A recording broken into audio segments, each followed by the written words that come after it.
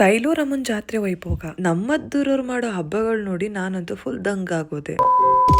ಎಲ್ರಿಗೂ ನಮಸ್ಕಾರ, ನಾನ್ ನಿಮ್ಮ ಅರ್ಪಿತಾ ಅಭಿಷೇಕ್. ನಾವು ಹೋಗ್ತಿರೋದು ಸುತ್ತ 7 ಊರ್ ಸೇರ್ಕೊಂಡ್ ಮಾಡ್ತಿರೋ ತೈಲೂರಮ್ಮನ್ ಜಾತ್ರೆಗೆ. ನಾವು ಹೋಗೋಷ್ಟ್ರಲ್ಲಿ ಹಬ್ಬ ಸಂಭ್ರಮ ಸ್ಟಾರ್ಟ್ ಆಗಿತ್ತು. ಇಲ್ಲಬ್ಬ ಸ್ಟಾರ್ಟ್ ಆಗೋದು ಹಸುಕ್ ಪೂಜೆ ಮಾಡಿ. ಅಲ್ಲಿಂದ ನಾವು ಮಠ್ ಮನೆ ಹತ್ರ ಹೋದ್ವಿ. ಅಷ್ಟ್ರಲ್ಲಿ ಊರ್ ಜನ ಎಲ್ಲ ಬಂದಿದ್ರು. ಮಂಚಮ್ಮನ್ಗೂ ತೈಲೂರಮ್ಮನ್ಗೂ ಪೂಜೆ ಸಲ್ಲಿಸಿದ್ರು.